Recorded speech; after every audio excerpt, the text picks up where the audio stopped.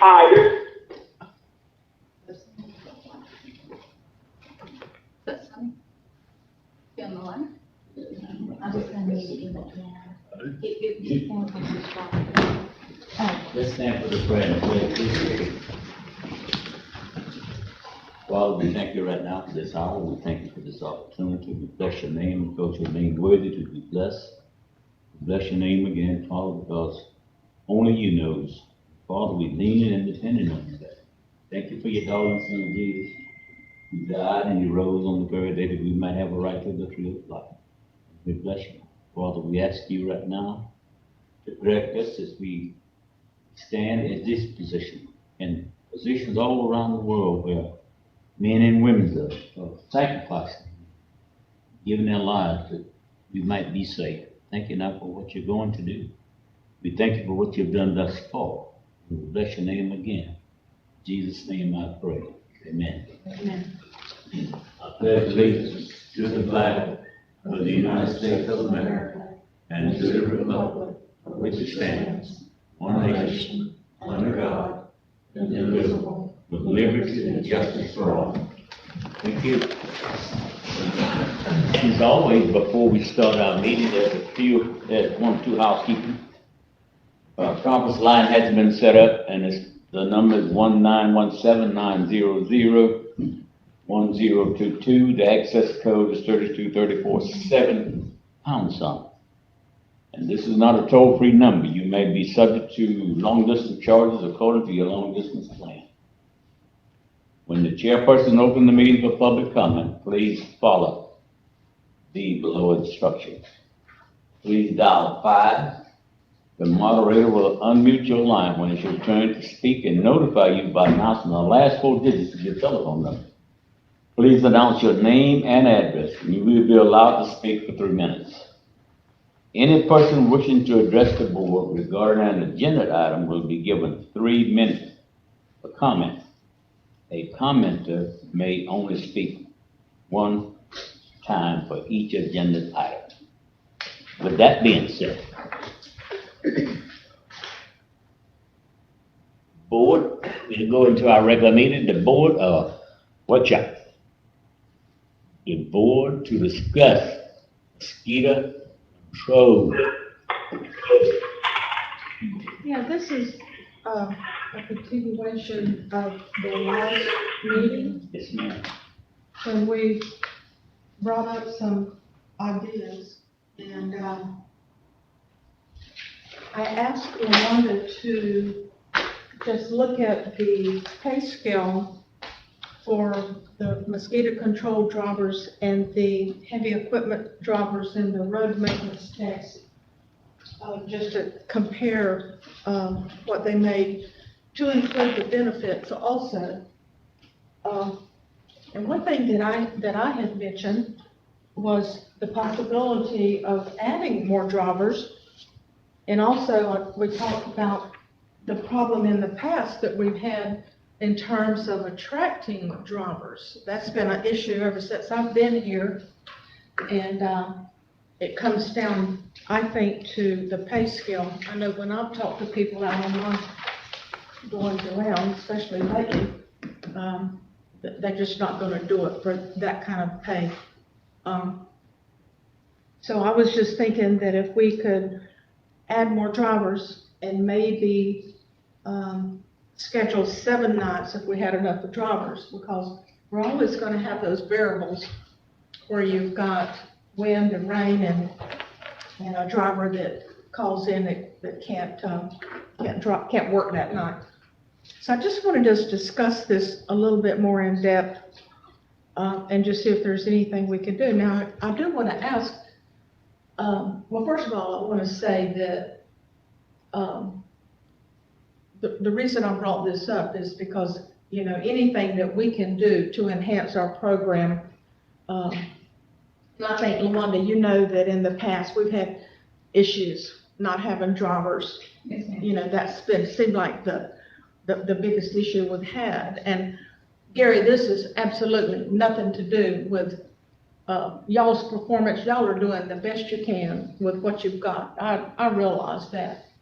So if we can, you know, if we can come up with something that can help the program, that would help the citizens, then that's what I think we should look at. So, did y'all come up with anything else, Luanda, over the past week in terms of any ideas that we might do to enhance the program other than what I'm talking about? We have added additional larvicide to our roadside ditches or open ditches in the, in neighborhood areas in an attempt to stop that life cycle. We had a call with the state, Gary, about 3 weeks ago, maybe, where we talked in depth with what steps can we take. And this was prior to the discussion about adding drivers or taking counts or calling in or anything like that. And they did explain that the spray is the last step in the defense. And I think other counties maybe have more robust larvicide programs from what I understand. The larger counties. The larger counties do. So we thought maybe if we added that step, it certainly can't hurt anything. And maybe it helps also with the need, with citizens needing to come to the office and ask for the bits and dumps. It kind of takes that out of the equation a little bit. Now we can't, that doesn't help people who live, in remote areas, or if they don't have roadside ditches, or if they, if it's in an isolated area, or there's, there's always going to be variables. But we did add that this last week. We also ran some information in the paper and at the radio station. Right. Did what? So that we advertised the number to call in to try to help get the word out, because we recall that in the past, we had tried to make sure that at the beginning of mosquito season, because that's when people think about it, when it warms up and you go outside and you get, mosquito bitten, you think about it. So we did advertise in the paper, this is the number to call, and also some of the suggestions about emptying containers. The county website and all that. We did emergency management. Right. But we also, did we include in that article that, you should empty containers and all that, right? Because there's different types of mosquitoes, and sometimes people breed their own mosquitoes. So we try to educate the public about what to do to help with that. We told them if they have any questions or anything, just call the office. Right. We put in the number if they need bids and dumps and all that. Basically all the information that we're talking about. We also were able to hire one more driver, which was... Is that the lady I sent in? Yes, ma'am. So thank you for that. So we actually hired her, and she's probably training this week. I think so. I think Tracy's got a schedule to get her through, and then we can run her through for a couple of days. What we normally do when they come in to drive, we let them get some zones we're in and let them drive the truck in the daytime. Will you come up? Sorry. We, usually when we hire, we get them to come in the daytime where they can drive the routes so they can see. At night it's pretty hard, but if you drive in the daytime, you probably get a better idea. Oh, yeah. So that's what we did with that, with the training. So she'll start maybe at the end of the week or next week. Do they get any kind of training in terms of dealing with what I would think would be hazardous chemicals? Or? Yeah, we run them through that and show them everything. Yeah. So how many hours of training do they get? Not much on that. We just run them through basically what it is if a fire breaks out, what to do, basically keep people away. You got chemical in the back, stuff like that. Just exit the truck. I'm trying to fight that thing. So we run them through it and we show them what it is. Do they mix it up themselves? And No, we do all that. so all they gotta do is just get behind the wheel and just drive. And turn the thing on when they get to the bushes. That's it. And y'all are talking about how fast they drive too, right? What it is, we got GPS on there, and when they go a certain speed, that they go over 20, alarm goes off, lets them know to slow back down, and it tracks where they spray at. Like people will call and say, you didn't go by my house. But we can look and see if they did or not. We can track, it's that good. And when it's adjusted, if you slow down, the spray slows down. If you speed up, the spray speeds up. So it's all synchronized. It's pretty good. It's pretty good unit we put in there. How many trucks you got out there? I got 3. How many drivers do you have right now? This one here be 2. We got 2 now. Well, Gary, I think we have 3, but one has limited hours they can Yes. work. Is that the case? Yeah, Okay. And then how many full-time employees do we have who are driving? You mean like truck drivers and stuff? I think 2 at our office and 2 at Public Works, maybe 3 at Public Works. Okay. I think there's 3 over there. And they drive the mosquito truck also? Is that what you're saying? Okay, but then it's overtime, It right? is. Yeah, okay. Yeah, so, and that has to be hard after you've worked all day and then to have to, drop what, till midnight? When do they quit? They're usually at standard, if you average, it's about 5 hours. So if they work a 10-hour day, they're roughly driving 15 hours a day. Yeah, that's hard, that's hard. Well, I'd just like to be able to attract more drivers. If you had more drivers, maybe you could schedule more, and if you schedule 7, then maybe out of that 7, you'd have a better average than you schedule how many now? 4 or 4 nights? Probably 4 nights. It depends on the counts. Believe it or not, the counts and everything else is kind of came down a lot. Like over the weekend, we only had 3 calls. And I looked at the history, just an example. When we got all that rain, like in the west part of Osceola, we had 11 when we sprayed, did the count sprayed. And then the next go around, we had 7, we sprayed again, and as of the 22nd of this month, we've only had 1 call down there in Osceola, and that's a heavy area down there. And normally, if there's mosquitoes, the beach area in there is really, really pretty aggressive. Now, when we did the larvicide, we went down to Osceola, Not All Rise, and all through there. I went down in that area, and there was some water standing, but it had went down a lot down in that area. There was still some standing, but a lot of it was away from the houses and stuff like that. So that's a big plus if we don't get any, large amount of rain. If we get that, 4-hour little steady rain, that'll hurt us before we get dumped on, 4 or 5 inches, 6 inches. And like in front of the office there, it had been wet where we couldn't even mow. I bet you for the last, it's pretty deep there where DOT came in. We probably haven't been able to mow that area in, I said 5 months, 4 or 5 months. We finally got in there. I mowed it yesterday, and I probably should have checked for moccasins in there, but there was, but lesson learned getting in there. But it's gone down a lot. If it's dry there, it's usually pretty dry anywhere in the county, pretty much. Now, I did go down Foley yesterday, and it's still wet in some areas. We put some out down there. Well, you probably seen it down there. Well, if they've already, bred during the, high water, and, they've laid all these eggs, and now you've got a big population of mosquitoes, and they keep reproducing, and then pretty soon, we're gonna have rains again. We know that when it comes dog days, and that's gonna be here real soon.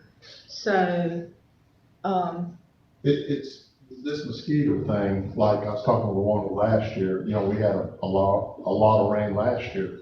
And honestly, the mosquitoes weren't that bad when we hit, I don't know, into May. It kind of tapered on off. It wasn't that bad last year. And I talked to Tallahassee, and I asked them, I said, how does this work? And they said, we don't have a clue. Said, you can have a dry season, have a lot of mosquitoes, and have a really super bad wet season. It may affect the next year, and I'm going, well, we didn't have a bad season, nobody else did. He said farther down south, Orlando and down in that area, pretty good. But normally, if you guys aren't having one, Citrus County and Cross City, so it's hard to gauge exactly how this thing's gonna fold out. I had people calling last year from the Not All Rise area, and it was so bad that they said that they could not get from their house to their truck. And And they were like breathing mosquitoes in. we went down there, and I think about a week ago, right there at the rise where you drive in. And we put a trap there, and they were super bad right there. We sprayed that area and, has cleaned them up pretty much. It's good when they're out like that when we do spray, because we can take a lot of them out at that point, push them back while they're out. The key thing is they gotta be flying for us to get them. And if there's a bunch of them, we can get a lot of one shot versus just a few. Don't you think if we could hire more drivers, I mean, like if we're averaging spraying 2 times a week, because I look at the schedule and, you know, often it's, weather, you know, I understand that, and then, no driver. So if we, perhaps could have more drivers, It certainly would help. I mean, and like I say, it's driven by the, you know, the traps and the counting and stuff like that, but if we had the drivers, access to the drivers, it would be a plus. it would help. Yeah, it would help. Yeah, and you know, I question, people having to call in because I'm out every day now, and most people still don't realize you have to call in. And if I'm in an area and they don't realize you have to call, and you're waiting for 5 people to call, that could make it tough. Now, is there, I'm just asking, is there a possibility that you could just, or maybe y'all do this, do you go around and take counts in places without people calling, or I you? have done that. I did it yesterday morning. But up until then, though, in general, do y'all do that in general? Oh, no, yeah, but the key thing is with the 5 call, I think it started in 2005, didn't it? I think so. 2005. Well, I called Tallahassee and I asked myself, what do the other counties, what do you guys do with the other counties? And they said it's generated by the people calling, that's what they feed off of. But we do go around and count. I did landing count yesterday morning around 5:45. I went to 8 different places yesterday morning.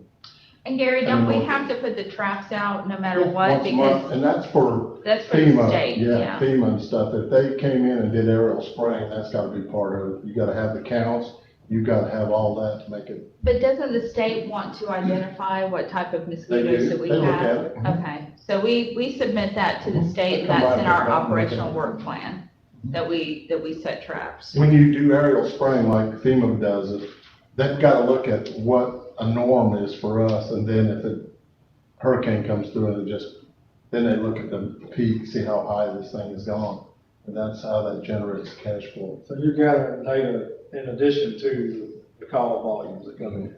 Oh, yeah, it's, That's monthly? We trap monthly, required by the state, Yeah. and then when we, 5 calls, we go to that and do a count the next day. And sometimes we just do random, like I did random yesterday, just to see how, we sprayed Shady Grove in that area up there, so I went in Harrison Blue and all the way through around to see if it did any good or not. Kind of gauge what we're doing, just to give us a general idea. Now, last week, like, the trap was put out one night, Wednesday night in Shady Grove, and said there were 0 mosquitoes. no, that was the count. That was the 0 landing count. Yeah, that was, yeah, 0 count. right. For a landing count, not the trap. Huh? That was for the landing count, not the trap. So they're two different mechanisms. So the landing count is when you physically go out and you basically present your arm to see how many mosquitoes land. And so the landing count, right, was 0 for that area. How many do you have to say that we got a problem? How many has to land on you? Is it 10? It's 10. 10 mosquitoes. And so then, because we were receiving continued calls from concerned citizens, then the next day, the next night or afternoon, we actually set a trap. 24 hours. Right, to And see. that yielded 23. Yes. Yeah. So is the trap more, is that more accurate than You the? figure this, it only picked up 23 in a 24-hour period. See what I'm saying? One night. Basically. What you say? one per hour, basically. 23, 24 hours. Now, I've seen some traps like, when it was really bad, they would have 250, 300 in it. Does that line up with the land, the count that you do? Or do you have to have those traps? See, Isn't the count, couldn't that be affected by the time of day that you go out? It can be, Which is too, why and the the weather 24-hour temperature. trap is really more You think it's more accurate? accurate. I do, Correct. because if you go out at 3 o'clock in the afternoon, or even 5, you may not get any to land, or depending on the time in the morning. So, you know, the way mosquitoes feed, I think they're more active at dusk and dawn. Well, now, the week before last, I was on Lyman Hendry, and I could not stand there. It was in the mid-afternoon, not late, mid-afternoon. Could not stand there. They were everywhere. Just, and you could see them, and Usually if they're out in the daytime as a norm, they're created, and it could be standing in water, you know, by the house. there's a lot of water out there. Yeah, that's probably what it was. Once that goes down, we can, you know, we can basically curb that a little bit with spray, and if they can pick up the, you know, So is that from stagnant water It is. generally? a lot of it is. Like my house has got it too. It's gone down a lot, but I get hit hard where I'm at. It's coming out of the bay. I got 2 creeks, one in the front, one on the side, and it floods my entire yard, like in the front and back. It's bad. And once it's like that, once it goes below the banks, the creek running and all the water standing, I threw out, you know, every bits and dunks in it. And it takes a few days for that to get to work, you know, And lava, yeah. It takes a few days. Do you think that, treating the water maybe a little earlier could kind of head some of this You off? can, but the thing we run into, just like up to this soaking, we didn't have a lot of standing water in Perry. And then bam, it happened on a Thursday, and we reacted, you know, when we came back that Monday. Cause, you know, we knew it was gonna be crazy, so we started, you know, in checking everything, trying to get everything lined up. That's what I'm saying, when it dumps like that, there's no way to be proactive, because you really don't know how much it's gonna dump at that point. If there's some water standing, we can get ahead of it and throw some out ahead of time when it does rain. But like right now, everything's kind of dying back a lot. I think, like Mike's area, Foley was about the worst place we've seen down there. Close.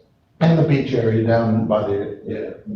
And we, In the places that it's repetitively yeah. flooded. And we kind of know that, you know, Heather and them know it, so we talked about it, you know, and we're gonna try to be a little more proactive when we see this coming. If there's standing water, we're gonna make sure we go down there. Cedar Island is another area that we have to be, The ditches there and Right. everything. Well, all those areas that have low line, low elevation. And we got a guy that lives down there, we just give him boxes of it, you know, he works down, lives down there, so I pay him a little extra when he goes home just to run through there and just dump all we can in there. It's to his benefit too, because he wants to throw them back too.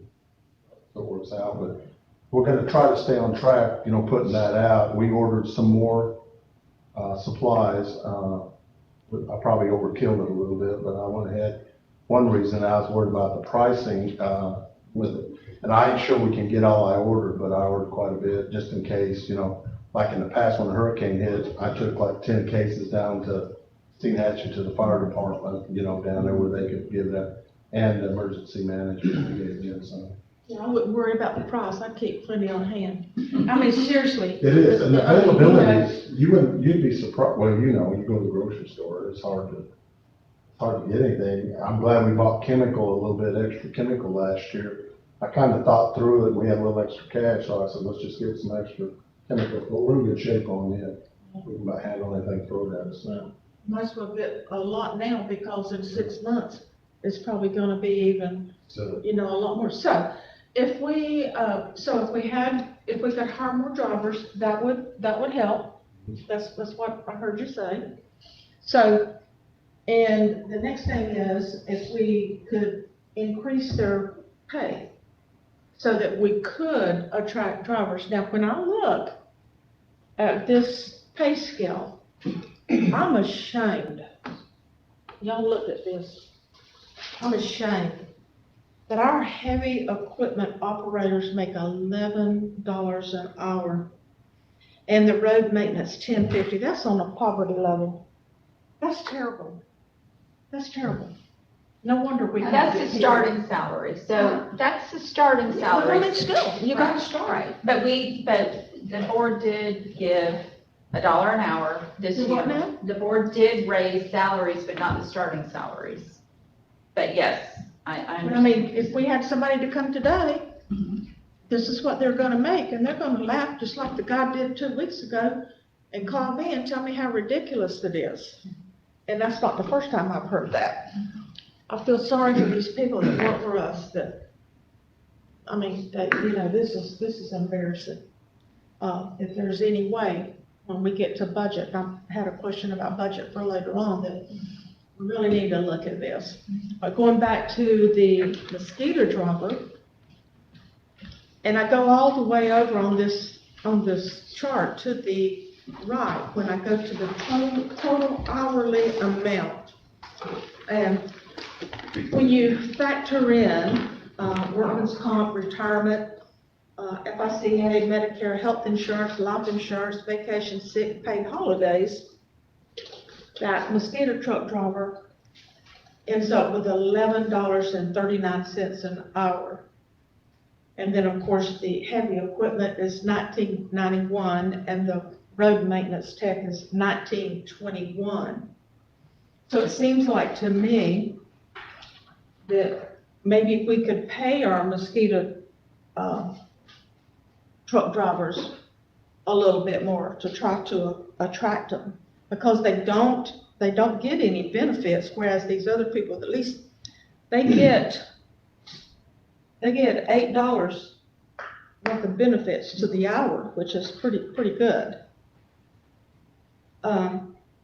So if we could up that salary, don't you think we could get more people interested in driving? And I think about people that already have a job, not our employees that have to work, but if other people, and a lot of people do like to moonlight to make extra money. And, if they're gonna work a second job, unless I didn't have any groceries at home, I wouldn't work for that.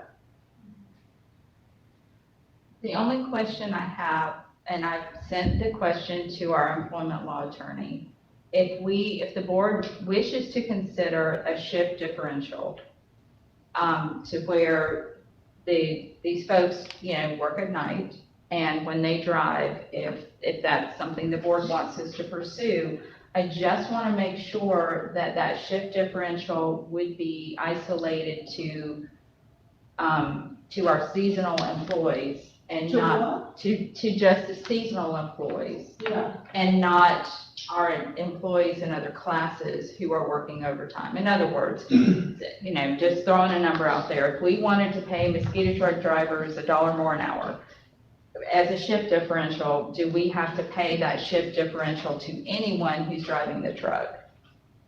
Was my question to the employment law attorney, and I have not received an answer yet. But that, I wanted to make sure we thought through that, so we don't have, a cascading effect to where, Well, and if I look at our regular employees here, and you're making $10.50 an hour, and you don't have anybody to drive tonight, well, then, of course, they would get overtime correct. and a shift differential. Well, that's That's your question? That's my question. Would they be in? I don't think you can separate those. That's my only I think concern. that created a mess. I don't know, and so. Well, if you had to, then and if that's what you have to do, then that's what you have to do. I mean, you don't want to treat our employees differently in terms of a shift differential than you would someone else, although our employees do get quite a bit of benefits here, whereas that mosquito truck driver, we could afford to give him more, and still with no benefits, it's still not, it wouldn't be that much. I guess my question is, are you running short in do spray missions? Are you not able to spray there? Sometimes we're not. How often is that? Like, it probably cancellation, maybe once a week, twice a week on one truck. Your coverage out of it, we're saying that's in how many days? Let's say they spray twice a week, 3 trucks, that's 6 runs. We may miss 2 of them as far as people opting out, especially if it's holiday or something. Right. You don't get the schedule, Commissioner? I have seen the schedule, but I haven't seen the frequency be that high. You must not be getting the same one I'm getting then. Well, I don't think we've gotten any spray missions since week before last, maybe. Oh. Yeah, so the last spray mission we did, quite a few things were moved around, and I believe that at one point in time, we thought we were going to have to cancel one particular zone, and then we were able to get somebody to come in and work. Yeah, so. We try to do that when what's hard is when they call at 4 o'clock that afternoon. Right. If they call a day or so ahead of time, we try to give them the notice or schedule ahead of time. And then if they, opt out for that day, we're just done. Sometimes Heather will jump in the truck and just run it. Well, Gary, just like you said a few minutes ago, or y'all said, we had one driver until I sent this lady in, and now she's in training. So if that tells you anything, we've only had really one driver on hand to do this without having to depend on our employees that's already worked all day. So it seems to me like that's a pretty simple equation. We need more drivers. Well, definitely. It wouldn't hurt you to have more. Let me ask you something.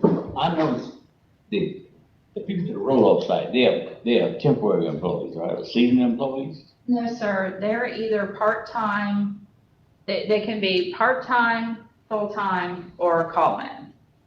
So, Part-time, full-time, or call-in. But they would be in the same category without. That mosquito driver, right? They'll be in the same with no benefit. correct, Less than- unless it's less than 40 retirement. hours a week. Correct. Are we short those people though at the roll-offs? Yes. Show Then that we to need you. to up For that sure. to them.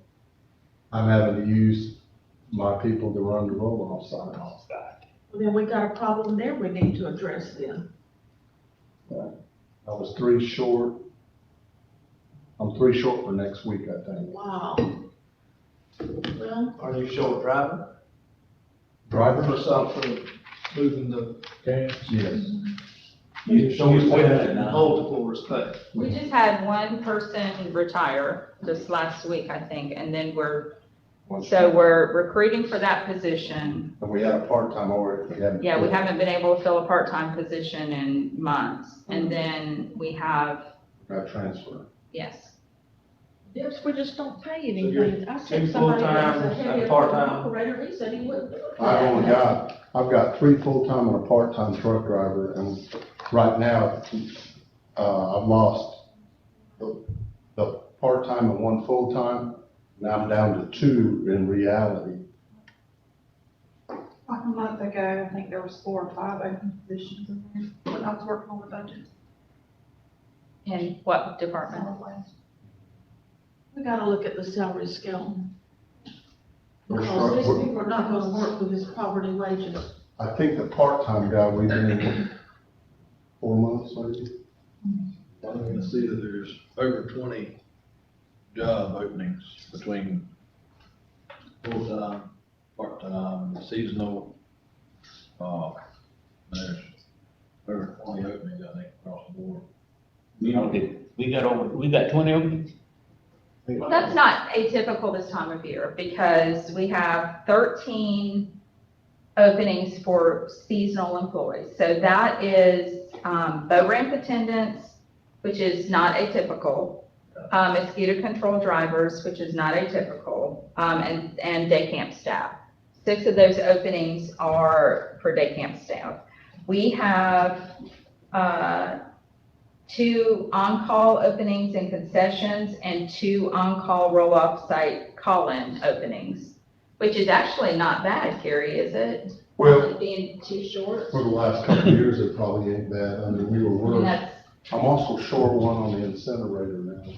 So we, have a part-time HEO1 solid waste opening and 2 roll-off site part-time openings, which how many did we just? We got one, One. 10. And we have one. one upcoming interview. So we have 1 engineer opening, 1 firefighter EMT opening, and 2 HEO1 for And environmental I services. lost one roll-off attendant in the next week, going to Public Works. Yes. We're Okay. short one firefighter, Mhm. and we don't have any hazmat certified people either, do we? Or, there's no hazmat? For environmental services Well, or? I mean, we've got a lot of chlorine coming through and a lot of things, and like when you have a plane crash and you've got fuel spills, and, it's my understanding that we don't have a certified hazmat person. We have to call in a team, I We believe. have to call in, yeah.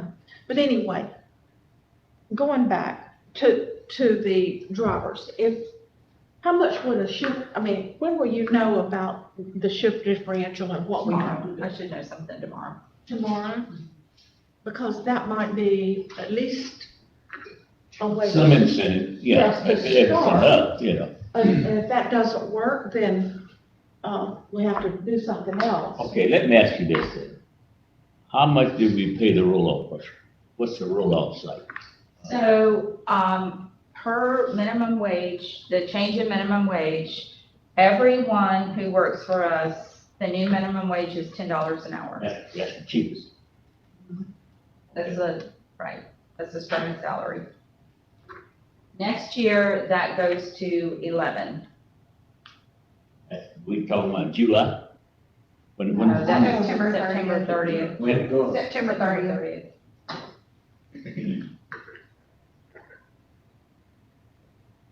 How many years do we have before we have to be at 15? What year do we have to be?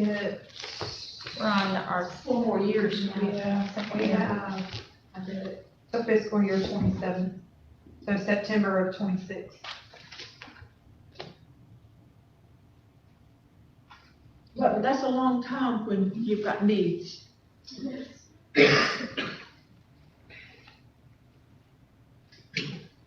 Okay, so when we go to work in the budget, we need to talk about Sarah. We do.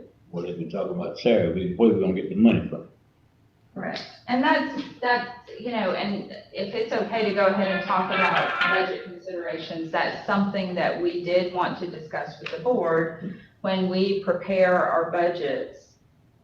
If you wish for us to go ahead and budget for an additional $1 an hour for all of our existing employees, or if that's something we want to take a look at, if we want to raise our starting salaries, do we want to give our existing our existing employees more than $1 an hour? The thing about that, everybody works for the county, where we got 200 employees. No, under 100. So, and that's with, we have 86 full-time employees. Is that courthouse and us? No. Mm-mm. No, that's just for the board side. So,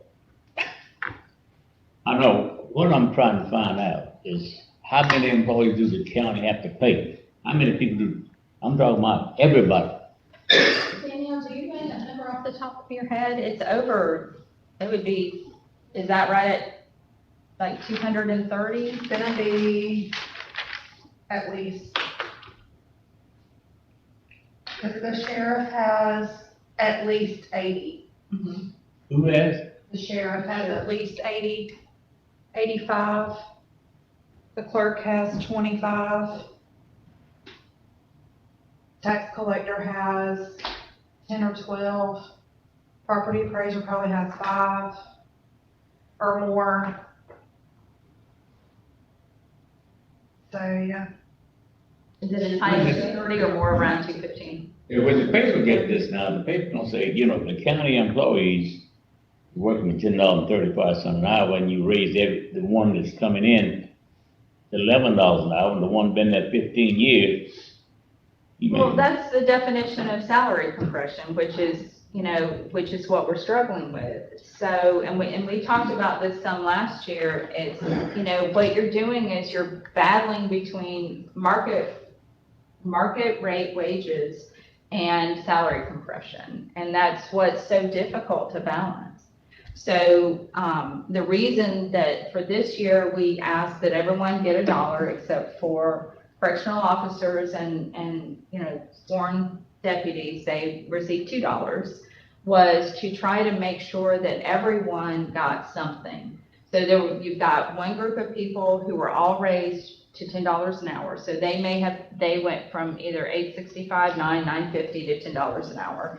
And then for our, the employees that we had hired, they received $1, plus they received an incentive bonus of $1,000. So that was kind of a way to try to avoid some of that compression, but that is definitely a concern. And I don't. You'll start getting into that, not really in fiscal year 23, which is what's coming up, but in fiscal year 24, which is the next year. Because I made a note of that. In fiscal year 24, which will start 10/1 of 23, you start getting into the employees that have been in animal control, that have been in the road department for longer, that have been at the library, that have been in solid waste longer. You're going to start they're going to be starting to hit in that minimum wage if they don't get $1 between now and then. And then the next year you start getting, you'll start with fire, county fire. They'll be hit with the minimum wage increase because of their hourly rate. I want to tell you what I was told yesterday. I was told that the county employees do not appreciate the $1,000 bonus that they get for Christmas, that they said they take it.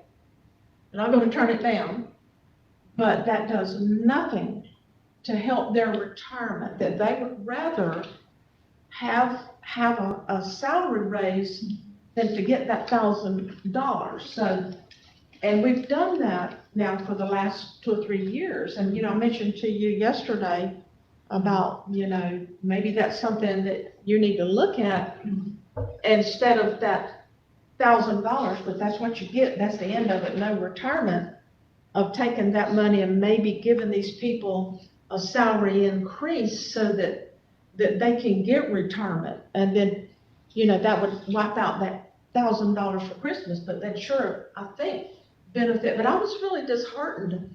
I've not heard that. When I heard that yesterday, they said they would take it. Well, they probably wouldn't tell you, but that's what I was told yesterday. But I mean, I kind of understand. I would rather have a salary increase. And the person that I was talking to said it's like you throw them a little bone, but they're not satisfied with that. They want to know that their retirement is building up. And I certainly understand that. Sure. So that might be something that, if you suggest, that we could look at this year instead of just, I think the part of the difference is these funds are return funds that have been funded in the bonus. So those aren't recurring costs, and they're not return volumes of money.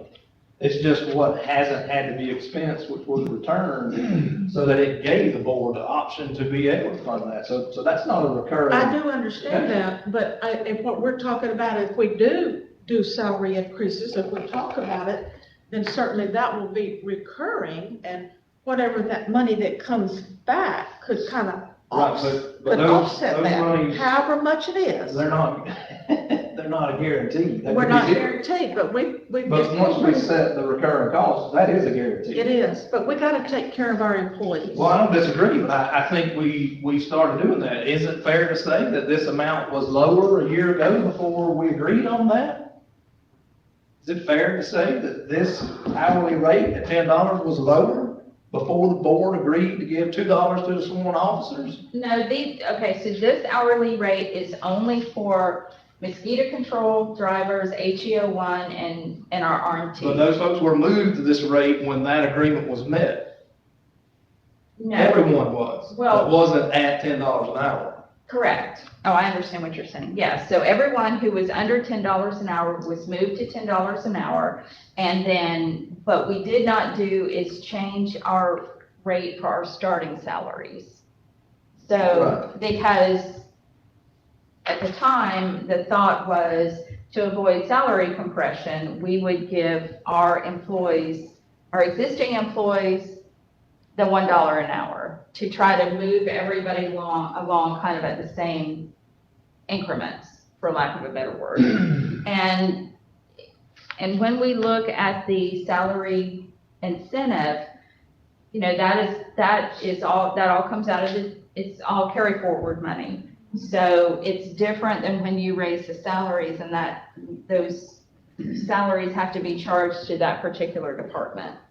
And some of the departments, some of our funds, we are concerned about revenue.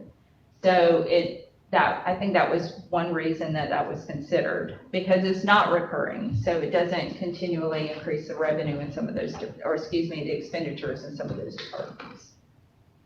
I mean, we got job vacancies that's probably starting to pay at 11, 12, could be $15 an hour, and we don't have people beating the doors down for the jobs.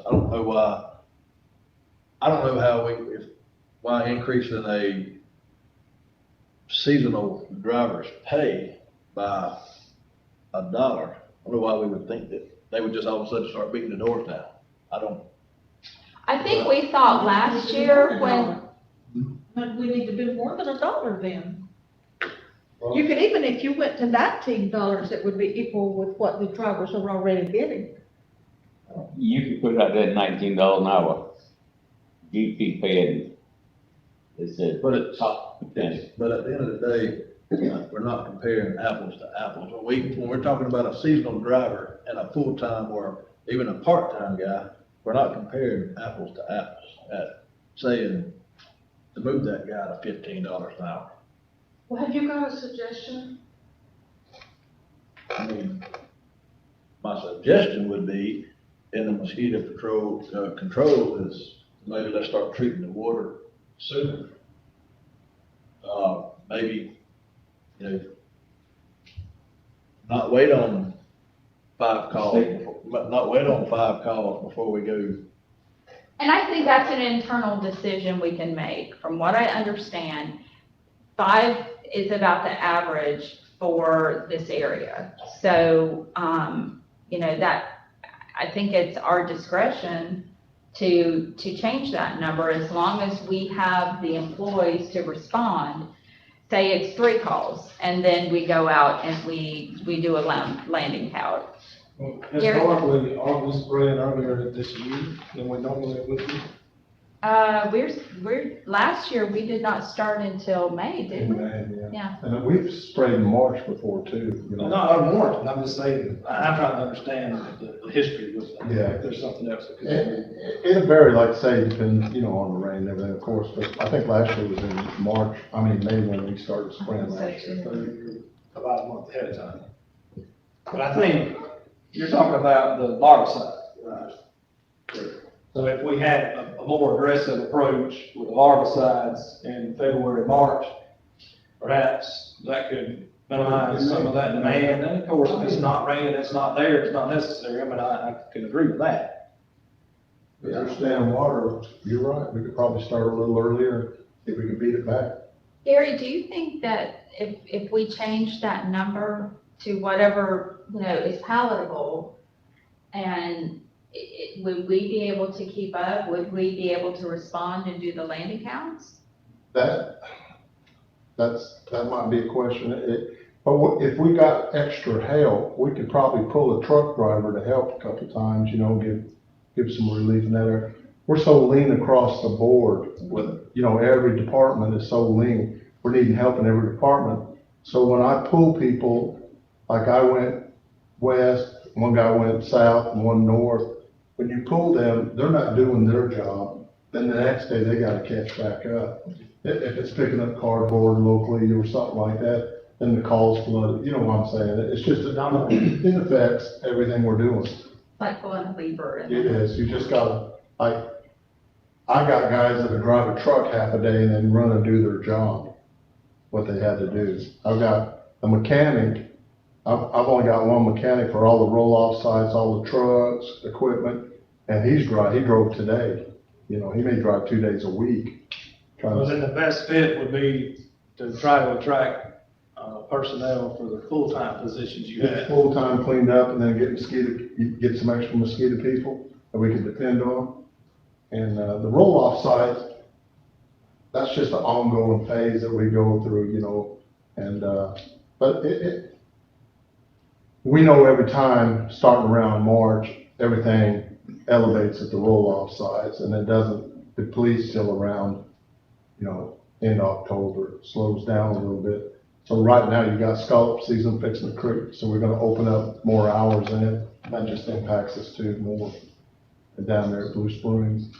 So for mosquito control, up until now, do you, as the director of that department, feel like you've had a problem with that in terms of drivers, in terms of, you know, getting mosquito counts? I mean, do you think you've had a problem, or do you think everything's great? Well, in the past, off and on in the past, we had some state people that were doing the trapping and stuff like that for us, so that really helped out there.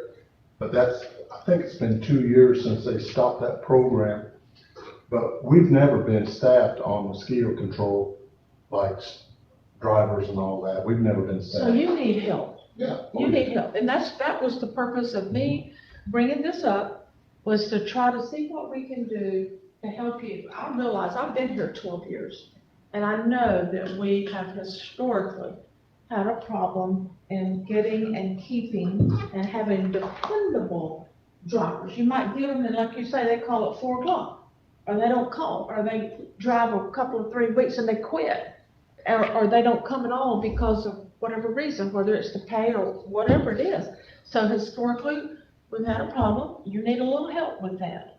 I think that it's great to be proactive, and I'm really glad to hear that y'all are doing what you're doing, that you're going out there and putting the stuff in the standing water. That's good. That's really good. But if you feel like you need more help, that's what we're here to do, is to try to help you so that you can take care of the public. That's all. That's the only thing I'm trying to do, Gary. Sound good? Now, what are your suggestions we do? It's gonna be a tough decision, because the help today is gonna be a challenge. I don't know how to get that creative, honestly. They're all looking at the bottom line as far as what you're gonna pay. That's what they're gonna look at. When you're down the road from Rockies, is a good example. He's paying good money. He still can't get quality help. He told me a couple of weeks ago. I told him, I said, you gotta be ate up with people down here, that can't, you know, what you're paying. He said, it's still a challenge. He says it's still. 5 short, I think, in Shady Grove, and 11 short over in Wakulla. Yeah. And Wakulla's got really smart people. It's a challenge to get help. It really is. I think Tracy said when she went to the career day, and I might be wrong on this, but the booth next to her was out of Thomasville, am I right? Did she tell you the story? And there's, whatever it was, I ain't sure if it was a high, anyway, the starting hourly pay was $30 an hour. And I think they furnish them a house for the first year, and then they give them $40 an hour after that. That's where we're at today in a lot of particular, you know, it's hard to get good help. Well, certainly where we're at today is not going to attract any drivers, hardly. It's gonna be hard. I mean, we're at the bottom. So if we remain where we are, we're gonna stay the same. We're gonna be talking about this again next year, and the year after that, and the year after that. But if that's what everybody wants to do, then I guess that's what we'll have to do. I just wanted to see if there was some way that we could help this situation for public safety. So I'm looking for help. What's your suggestion? What do you think?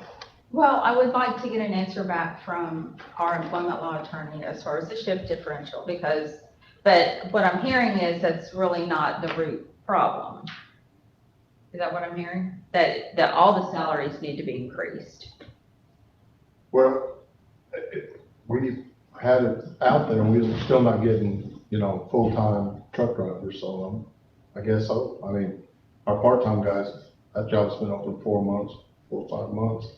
And the full-time, we put that out there, we may have a hit on it, but it's hard to get any help, across the board. It really is. It's just tough. My whole purpose with this information was just to see what we could do in terms of increasing the salary for mosquito truck drivers and still be below what our normal people earn. And you look at $19 and you look at,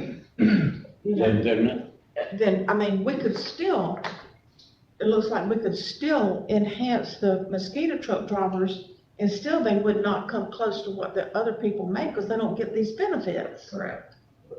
Do you have any pushback on any of the full-time employees wanting to get some extra hours in doing this? Do you get much pushback from that?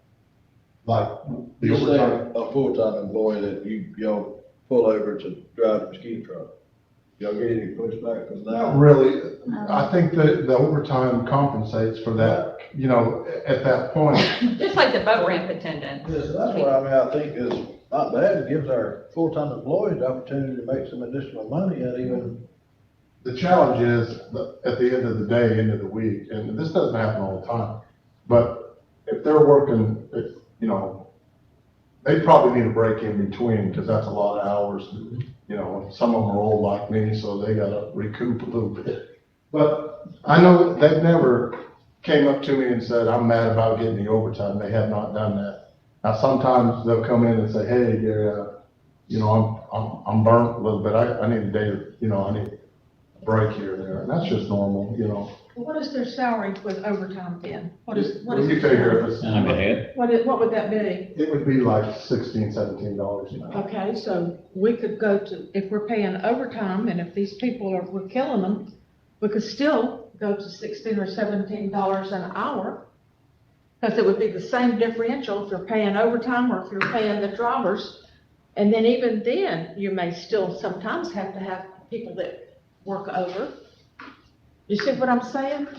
You might, and even if you didn't go 16 or 17, if you went 15, you'd still be saving money versus paying overtime. Correct. Yeah, If that's what we're trying to do is, that's why I wanted to see if I could get an answer from Krisner if that shift differential would apply to everyone who does that specific job.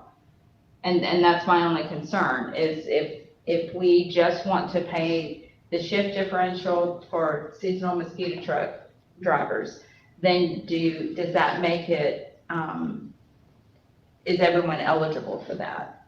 I think so.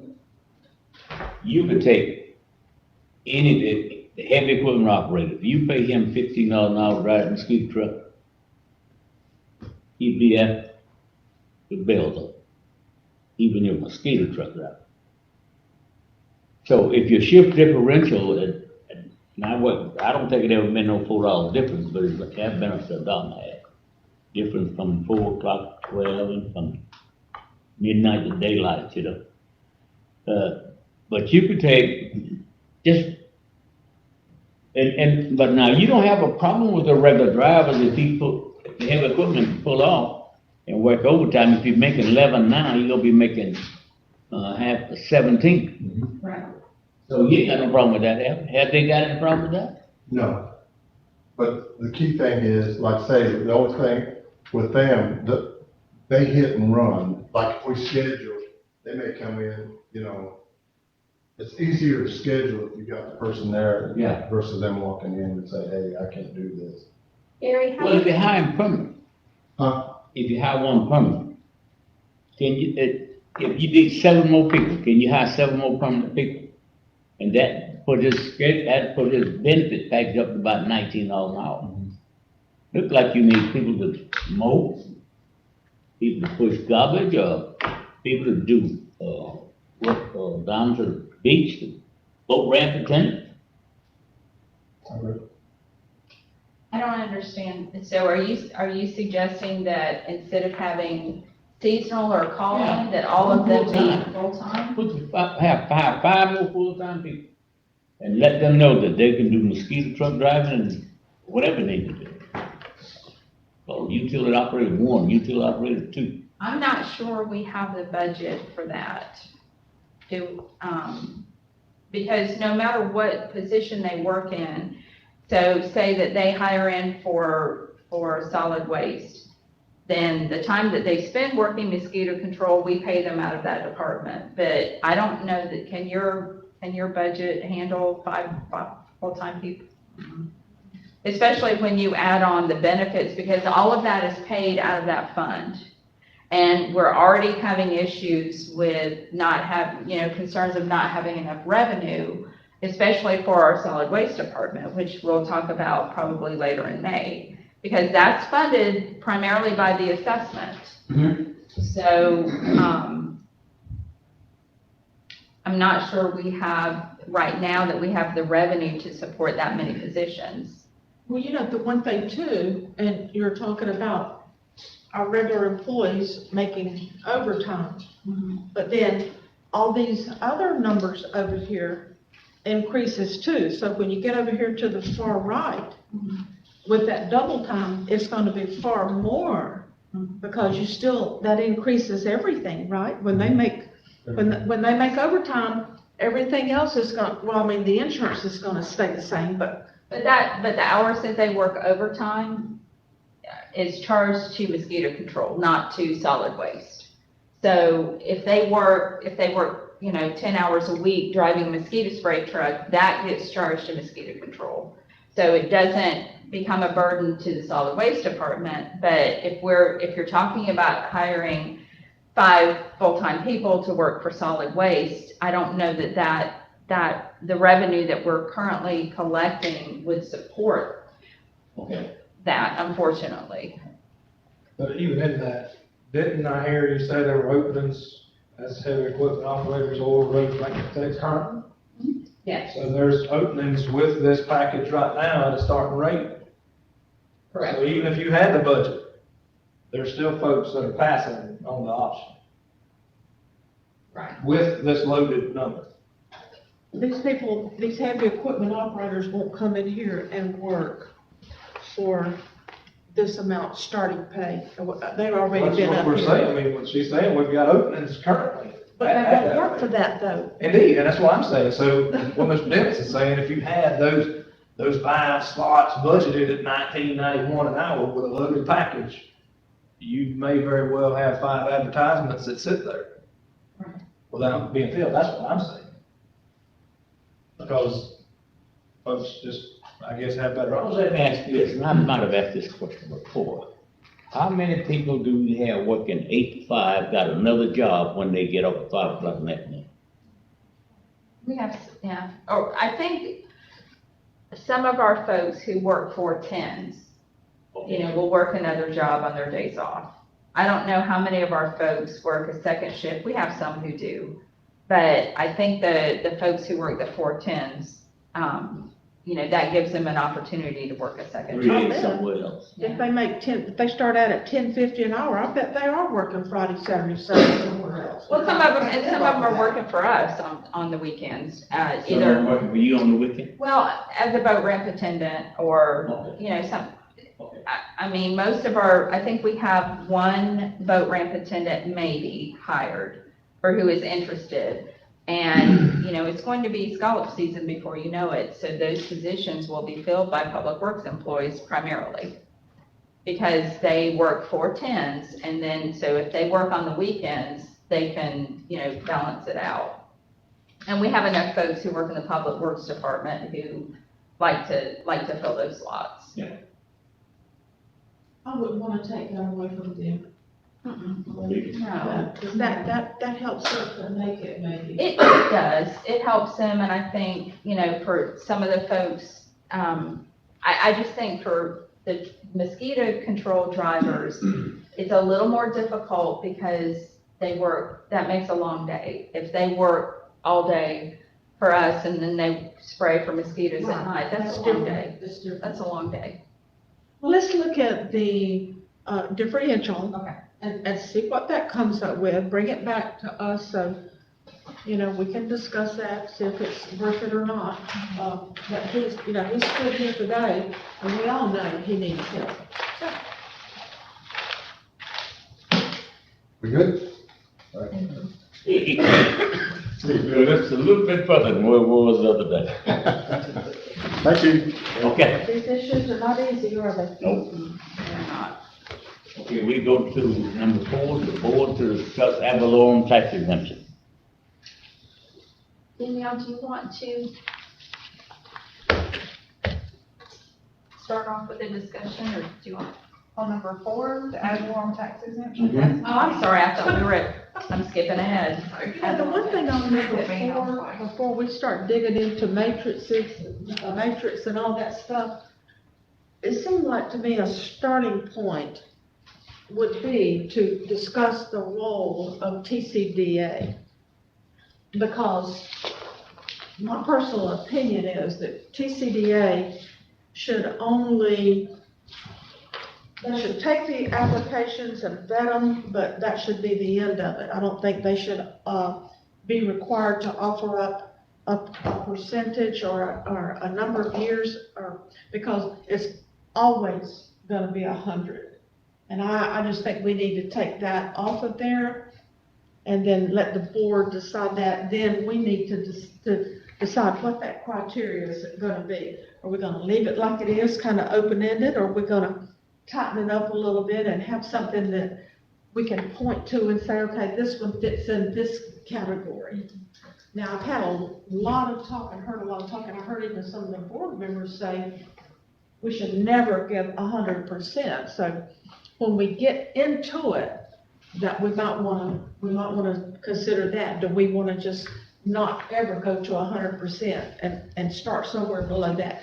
I don't know what the board will want to do, but it's just an idea. But first, we need to take care of TCDA's role, in my opinion. Well, now that's in the ordinance, so that's part of the ordinance for ad valorem tax exemptions, that they make a recommendation. Yeah, we need to change that. Yes, ma'am. My opinion. They can make a recommendation. Why we don't take that away? Because they vetted the, Well, first of all, they're not comfortable with that. They're always gonna, let me finish. each job has. They're always gonna recommend 100% for 10 years, because they're not gonna pick winners and losers. And that's fine, I'd let them, they can make a recommendation, but we understand we don't have to go with that recommendation. Okay, well, if that's what y'all wanna do, let's keep doing what we're doing then. Well, I think if we're gonna pay them for a service, they need to enter into that and perform accordingly. You know, they don't get paid. They don't get any money from the Board of County Commissioners. The members don't, the Volunteer. The organization does, CCDA does. Yes. but not the board members. Right. I've had some board members to say that they would rather it be that way, but hey, if y'all wanna keep it like that, let them recommend 100% for 10 years, then it's a burden for us. Cause when they get here and that company's sitting out there and just like it just happened, okay, the TCDA has already recommended 100% for 10 years, and then we got to say, no, we're not gonna do that. Well, to your point, in the board's packets, and I've talked to you about this, I was able to find some documentation from years ago when Rick Greer was the TCDA director. And and here's what I don't know. There's a lot I don't know. But so this information is like a scoring mechanism or a way to weight the potential benefits of someone who is asking for this exemption. What I don't know is if TCDA actually went through this and assigned the points, and if that's something that a recommendation should be based upon. Because my question is, would that take some of the pressure off TCDA and give a more clear direction to the board? And you had a very similar matrix that you worked on and you presented to the board. This is something you can point to at. And Right. It's So I don't know when this changed, I vaguely remembered and was able to dig up, these old forms, but the criteria that was used in the past was a number of points for capital investment, a number of points for a number of employees, and a number of points for wage rate. And then it's actually, I found in an ordinance that actually quoted the Taylor County average wage. I think that's changed from many, many years ago. But if the TCDA had clear criteria to follow, if it would help them to actually make a recommendation to the board. Or if the board wishes to follow some type of criteria, would that be something that would make everyone more comfortable? Yeah, you know, Yeah, somebody has, I mean, it has to be something that you could point out and say it fits here. And I know I've heard from over there, and they're saying we're gonna always do 100% at 10 years because we're not gonna pick winners and losers. And that throws it in y'all's lap then to come back after the fact, after it's been advertised, and then we've got to come back and dispute what they have recommended. Do you think that if they had something, some type of criteria, and they could take the application, they could score it, and then make a recommendation to the board? They could do that, or we could do that, either one, Correct. as long as there's some As long as kind of there's something. clear-cut criteria. well, I can tell you right now, if Ford Motor Company wanted to come in and Taylor County and ask for 100%, they say we're gonna be paying an average of $40 an hour, and we need to come in, and everybody here is gonna say, we know about Ford. So the commission gonna say, give Ford what they want. But you take the poor Joe come in here and ask him, and he's barely trying to make it. And he asked for 20%. We ain't gonna give him nothing. Even just like those people come up in asking for money for the little, senior citizen. They walk away with nothing. And these other people come in here with making millions and investing millions. We wanna give them 100%. I don't see that. You know what I'm talking about? The rich get it all, the poor get poor. Now, I don't care who come up here. I got a conscience, and gotta make a conscious decision. Whether I'm gonna give somebody who can really float his boat, whether I'm gonna give him 100% or not. Right. And I am for the county doing good. And if he can build $20 million down there anyway, and his services is only gonna benefit a few, it ain't gonna benefit everybody. If you got $20 million motel on there, I can't go to it. I mean, it's not there. Or if it's a tourist attraction, only people going to the people can afford it. And they have the tendency to support themselves. That's what I said.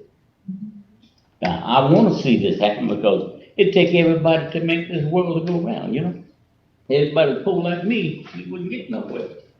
But we do have some people that got plenty of money, and they gonna do good things for it. Well, I'll tell you, in the past week, I've talked, I'm sure, over 100 people. And every one of them has said, y'all shouldn't be given anything. Now, maybe they don't understand businesses or whatever, but I think some of them I've talked to are pretty smart. And they're saying, don't give my tax money away like that. Don't do it. They're gonna come or they're not gonna come. And they do reference what we just did and said, those people would have come anyway. But the people I've talked to said, don't give them nothing. Well, and what you could do, and Commissioner Fiegel, I passed out what you prepared as well. What you can consider is, again, some type of scoring mechanism, and if it scores below a certain amount, you may not want to consider giving an abatement. That's something that you can look at, in my opinion. I do think this system would be helpful for the board and for TCDA. I'm not saying that. I think every way that you can confirm qualification or justification for even considering abatement. And, I mean, I've heard some of those conversations from folks that aren't in favor of that. But, I mean, I also asked the question, you know, did you vote to approve giving the Board of County Commissioners that option for considering, you know, an abatement of any kind? So, I got mixed answers about it. But I mean, it's just a responsibility that comes along that the voters approve. So, Yeah. Well, and that doesn't mean it has to be 100%, but it does give the consideration. Well, I'll tell you something else. Just for you. Man, you're gonna spend $1 million, one spend $20 million. You gonna give both of them the same, you're gonna give neither one of them nothing. Which one needed the most? Like the one got $1 million and he's struggling trying to get there. He might leave with more than the one that got $20 million he's trying to come in. And something that's compounding or it may be the whole reason for the situation is that when this ordinance was written, the original ordinance was written, it was very specific as to who should be considered for the abatement. And then, in addition, if they're in an enterprise zone, then they should be considered. And that's per Florida state statute. So we're following the statute. Well, then back in 2015, 16, somewhere around there, the enterprise program changed. And so all of Taylor County is an enterprise zone. And that has opened the door for basically for anyone who wishes to bring a new or business or expand their business. And that further complicates the issue for the county, for y'all as decision makers, and how to base what your decision is. Okay, let me ask you something now. Enterprise zone, tell me about that. I know it used to be one block off of 19 It only. was. Well, now it's all of Taylor County. Okay, but what does the enterprise zone mean? It does something for that person trying to develop. But that program is no longer in effect. So at the time, it was, I think, a redevelopment area. And so, per state statute, those who were wishing to expand their business or bring in business in that particular area should be given that consideration. Because remember, we've talked in the past about, is it 35 jobs? Is it 25 jobs? Is it 10 jobs? Is it this type of industry? Is it that? Well, now the door's wide open. And that just puts more pressure on TCDA, in my opinion, and the Board of County Commissioners, because that has opened the door for anyone to come and ask for this abatement. And it's always your choice. But I think that is maybe originally why that there were points assigned to what you could consider, and you made, and again, Commissioner Fiegel's chart is very good as well, as far as the pre-land acquisition, land acquired, construction already started or completed, and if you wanted to possibly combine the two, and come up with a more defined scoring, that may give y'all a better comfort level as far as what you choose to abate. I think that it's absolutely necessary and a must to come up with something concrete that somebody can point at. It's just a question of who's gonna do that. Are we gonna let TCDA do that? And let that be it, or are we gonna do it? Well, what I would ask the board to consider is to maybe let me reach out to Ray Curtis with TCDA and ask him if we can maybe work together on trying to devise a scoring matrix that TCDA and you are comfortable with. At the end of the day, though, it's us five that's in the hot seat, and it's us five that have to make that decision. Correct. So that needs to be first and foremost, that, it's falling on us in the end. So we're either gonna be the bad guy or the good guy, and we're gonna pick a winner or a loser unless we But I do think that if you had, I mean, we discussed in previous meetings what exemption was given to whom and how much it was for and the amount of time. But what the missing piece of that puzzle is why? Why did you consider, or why did the board at that time give whomever it was 50% for 5 years or 75% for 10 years? And that's the, I think if we had some type of firm, scoring criteria, then you could say, we gave them 75% because they scored out at such and such. And that's why I presented this Yes. last week. So we've got something to justify Right. why we did it. And that's- Otherwise, it's just, like you say, how did you pick 75 and how did we pick 50? I mean, we've done that. Well, I think that's what jogged my memory. And so over the weekend, I woke up and said, wait a minute, that seems very familiar. And I was able to find this old agenda request from 2007, I think it was, because I vaguely remembered that from that many years ago. Has this ever been used? I think so, but I really don't know. This says, this may be used, but I mean. That is if what we're I don't gonna know either. Employ this kind of a system, if it merges both of these, I'm not opposed, and I think the process makes sense. But I think the language would need to be amended to say that it shall be used. Oh, that's, As an option, and it looks to me like these point systems, and it states very clearly that the extent of the exemption should be weighted according to the greatest accumulation of points. So that gives you more guidance and checks more boxes.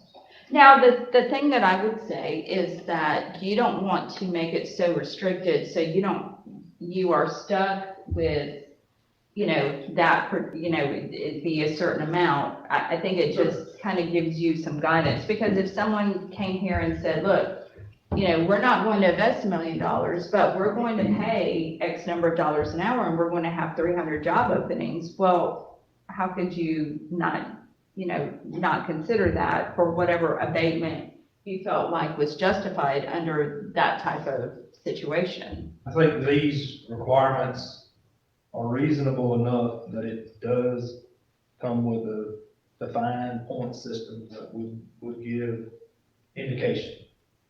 And wouldn't just be an opinionated view, but it'd be presented by this criteria.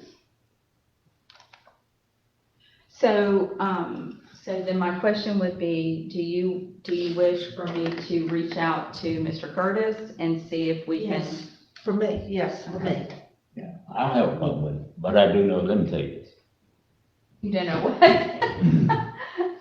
You talk to other folks, I know a county, just got about 300 jobs in there, and it's the biggest money making in the state of Florida. Truly. Oh, yeah. And the county just gave them an abatement. Ain't nowhere in the world they need an abatement. If they make it, truly make it, they gonna sell. So I'm not opposed to that direction. I'm not jumping off the truly. I probably need something to say. I'm not suggesting. Yeah. Well, I just want some direction from the board. Do you want us to bring back some type of scoring Mr. mechanism? Curtis can come back and, bring us something here too. Yeah, Okay. We can look at it. yeah, look at both of these and get Ray's input, and I'm sure y'all will come up with something that's very reasonable and workable. Okay. And then we have to decide Yes. who's gonna do it. Correct. But I think we can flesh some of that out. I'm just wondering if, and I'm not, this is just me thinking out loud, if TCGA members didn't feel as much of a burden as y'all do, as far as making a recommendation, if they had some firm footing as far as scoring, then it would already be defined they can just make a recommendation to the board that you consider an exemption and here's a score. It wouldn't take them out of the process of receiving the application, vetting the application, and then presenting that to the board with a recommendation that you consider the scoring matrix.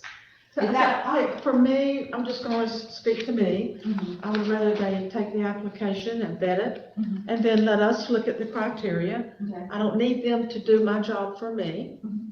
I mean, that's what we're here to do. We're here to make these decisions. But if the board decides that they want the TCDA to do the work for us, then I'll go along with that, but that's not my preference. Okay. I mean, I agree. I mean, I don't mind them doing the, taking the application and vetting. And, you know, obviously, you know, there is an ordinance that says for them to make a recommendation, and that's fine, but, you know, I'm not gonna go with 100%. I'll never go with 100%. So, I mean, that's fine. They wanna relay 100% and send, recommend 100%. But Well, they'll know out the gate that I'll never go with 100%. maybe if we make the criteria where it don't start at 100%. Yeah, and When they come back with, when she comes back with something, maybe it doesn't start, if three of us out of five agree, we don't want 100%, if that's not even there as an option. Well, that's what I was trying to say. If their recommendation is just to consider, to consider your matrix, then that can be the extent of their recommendation. I don't know that they have to say X% for X number of years. That's right. You see what I'm saying? Absolutely. Okay, and then I think we would still be following the ordinance. Well, I looked at the TCDA director the other day, and I think he was sincere and honest. But when you present somebody, and the group that want him to present them, they wanted the 100%, they wanted the max. I don't even know whether he really cared whether they got 25 or 30. I hope. Get away with it. Anyway. I don't know whether Mr. Holmes really agreed with 100% himself. Or the TCDA board. But if you bring it to me and say, you go do it, sure, I'll probably do it for you, but whether I'm feeling that or not, I don't know. But I can tell you something else. There's gonna be some more around here wanting something like that. Now, we're gonna have to make some decision real quick. That's right. We're gonna be in a mess. Could we ask the TCDA to hold their consideration until we can agree on this type of No, sir. criteria? No. That's written, they So have, regardless of this agreement, well, what I'm saying is that if that's not agreed upon as to what the criteria would be, could you use it if someone else applied for such in between this time frame? I don't know why you couldn't make, set your own policy between now and then. The TCDA has a certain number of days to transmit the application to us. It's either 10 or 14 days or something like that. So, as soon as TCDA receives the application, the clock starts ticking. 30 days, I believe it is. I thought I read something. Think about this, over there at the TCDA, and what are they there for? They're there to try to attract businesses to Taylor County. That's their It's the job. benefit to take it back. That's their job. So when you've got somebody coming in, and they're charged with trying to get them here, do you think they're ever gonna recommend anything less than 100%? It will not. No, because that would almost be contrary to what they're there for, right? Yeah.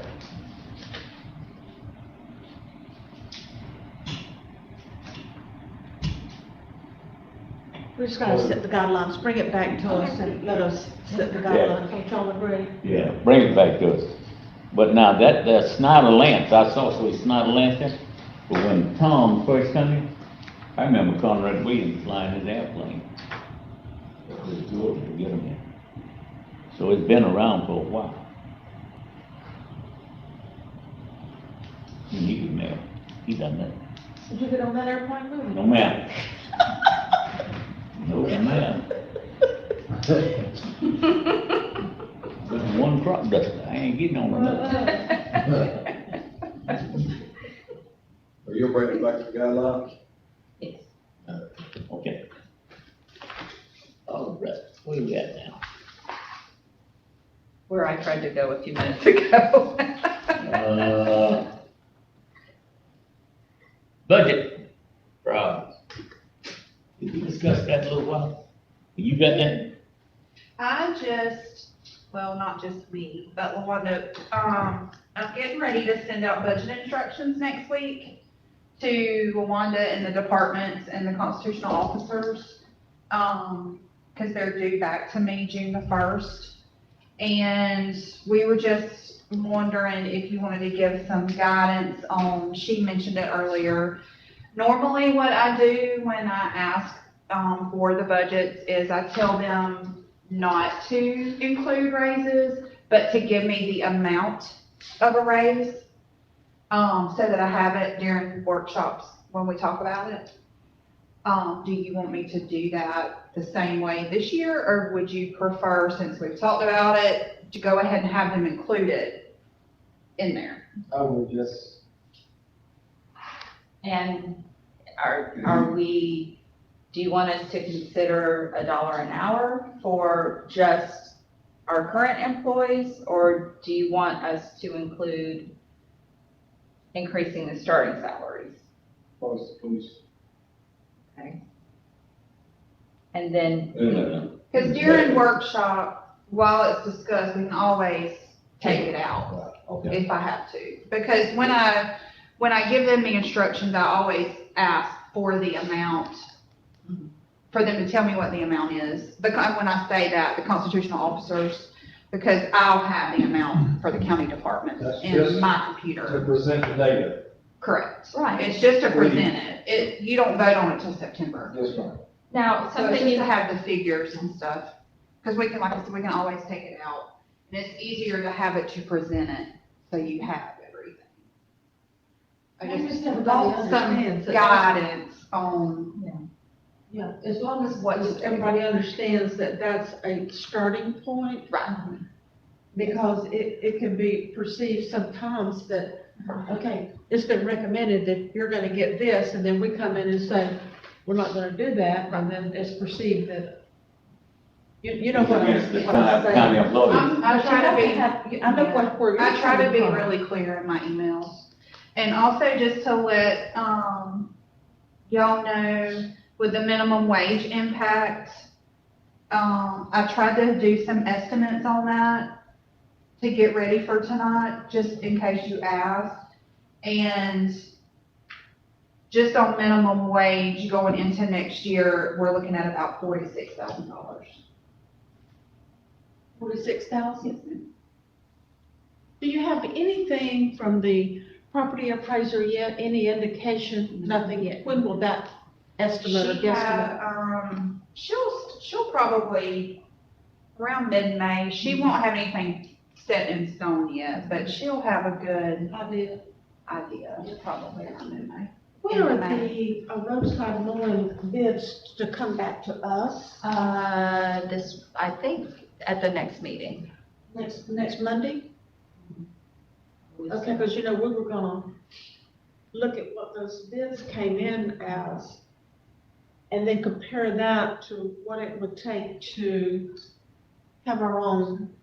I think I can give you an estimate Monday about how much that will be. Yeah, and then, we gotta really, be careful and understand that this would be for 12 months' work versus for four mowing cycles, that we could have somebody 12 months they wouldn't be mowing the whole time, but there's still other things.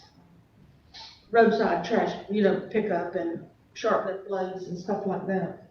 Now, if I can back up just a minute, as far as the starting salaries, Danielle, do we need to wait until we actually figure out what salaries will be impacted by minimum wage increase before we talk about raising the starting wage for any of these positions? Because some of them, I hate to throw an arbitrary number out there if they're already going to be impacted by the minimum wage increase. We can look at it, because I have a list of who it is. That's how I figured out the amount. So maybe Where it instead, goes, and what that fee would be, So maybe not put those in the budget, but we'll have that as a separate Just consideration. for consideration. I Okay. mean, it's just paper, so it's Okay. not a set or. So we won't add it to the budget. That may add a lot of confusion. So that, I mean, as simple as it can be Okay, For all parties involved, please. myself included. Well, it doesn't need to be some sort of anticipation that's not real. Oh, it's the second meeting? Okay, I apologize. The bids for the roadside mowing will be opened on May 17th. Okay. Not the next meeting, but the one after Okay. that. That gives me a little time. And then that, we probably won't start having budget workshops until June.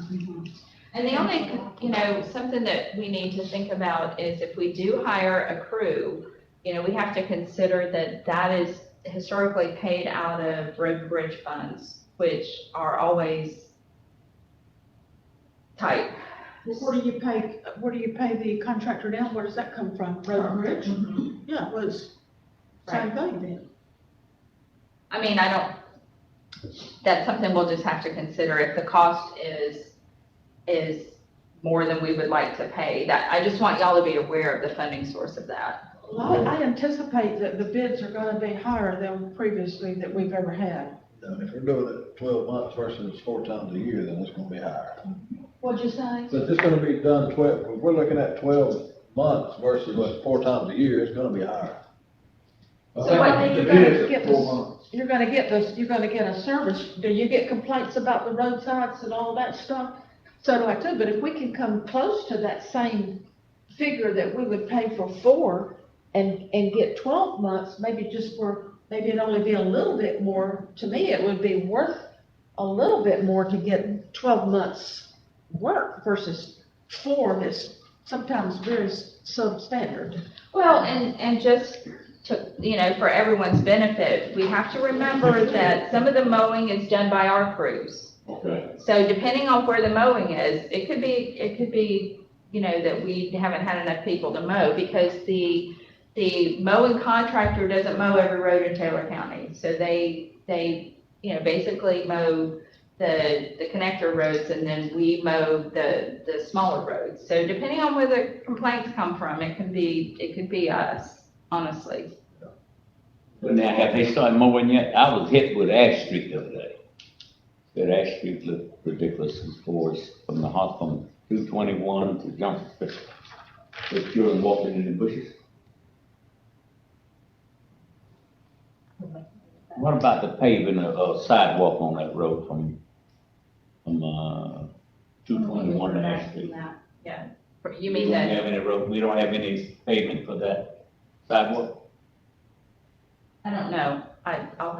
You mean when the widening project? I'll have to check and see. I don't think sidewalks are included, but didn't we submit that for? Yeah, so we submitted a grant for that, but I haven't, an application for that. But I haven't heard back about that yet. I noticed everything, even at the schools, everything going west. Unless you up there, Main Street, when you cross center, everything is sort of dead going west. Leaving all the schools and the children walking all over the place. I almost run over some of those, not run over, but they was in the road and I had to slow down. And that's okay with me, I don't be in a hurry. But a lot of people be in harm's way. See, that's why we needed that sidewalk over there on Pinecrest that connect the schools. We're gonna get that thing. We gonna get something. Yeah. All right. So what about, maintenance, sports complex? That's my next topic for y'all. Just as a heads up, I would expect that we may need to increase some of our line items for fuel, for repairs and maintenance. I mean, ma'am? Supplies. Yes, everything's gone up, so I would rather, instead of just plugging a number in there, really sit down with our department heads and make sure that they are budgeted sufficiently. So we will look at where we are mid-year. Another area that I'm concerned about is the sports complex. I will say that what I've heard from folks is there are more people out there using the sports complex than they've ever seen. We're now having games typically 4 nights a week, and then last weekend we had, I'm not gonna call it a tournament, but Saturday they had all-day games for one particular, It was just 4 teams. right, but still, I mean, yeah. Older group, it was the older group baseball side. So they were out there all day, which is fabulous. That's what you want to use. That's what we want. However, and no matter how many teams we have play there and how often it's used, I do think that we need to seriously consider increasing the maintenance budget for that, for the sports complex. We need to top dress the fields. We may need to increase some of our herbicide treatments and fertilizing treatments. We are, once again, having some issues with our irrigation system. And I expect a very expensive repair for that. I'm going to have to come to the board and ask for funding. So I do think that we, need to try to come up with what that number is, but I would expect that we will need some additional funding for the sports complex. Are the benches installed yet? No, I need to get some prices on maybe some backless benches that won't be so expensive, and I just haven't gotten to it yet. But they were pretty expensive. I think it was $1,200 for 2 benches, and we could not utilize grant funding for that. Be nice for having one. Yes, ma'am. The one thing too, I wanted to add, if I may, I had some people, asking me about, tackle football. Could the parents take over and start tackle football for those children of that age? What is your take on that? They can, just like they've done baseball and softball, and they just got to come up with an STU. An interlocal agreement, right? Operate under an interlocal agreement. Or MOU, excuse me. But I mean, they can, I think it's not really They have an It's organization. not really It's a girls' club. yeah, I guess it's done, through the Boys and Girls Club. Yeah, it goes 6U up to 14U. It would just need to be, we need to get the right people involved, just like we did in baseball. And those guys start joining. Is that something that we could, a kickstart to, Yeah, because- I mean, if you've got someone that's involved and wanting to jump in and be involved, and they got to pull folks together, that's just what baseball did. I had folks that were involved, and there's some that was out the gate, was all in, and then they stepped out. And all of a sudden, you get 5 new people that's ready, and they take it over and push it on through, and they've been great. Let's just get people involved. who do I need to send these people to discuss this? You or I mean, who? Who are you can get someone to say it now, you can have them call me, I don't know, we can call. Get them to call you? That's fine, they call me. Okay. And I can send them a copy of the MOU that we have with the Fast Pitch Association, with Taylor County Baseball Association, just so they have an idea of the commitment. But the difference with these other programs is the county went from running baseball to having it be a parent-run organization. I think softball was the same. So I don't know what type of agreement I don't know that they would need an agreement with us as much as they would just have to organize. Well, they would, but I mean, they're out there on the county complex, so there probably would need to be an MOU that they understand they're operating under the same rules. Right, and they would need Same- insurance and things like, sure. Same type rules, Right. they may have a little bit of a difference, because it's football and not baseball and softball, but they would need some kind of MOU that they understand this is kind of how we operate, this is the expectation. Right. Give me your cell number before we leave, and I'll just do it to this person.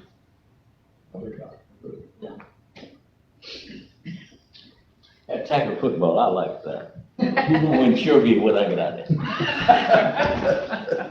I always want to play it, I don't care about that, but I guess I'm gonna have to allow.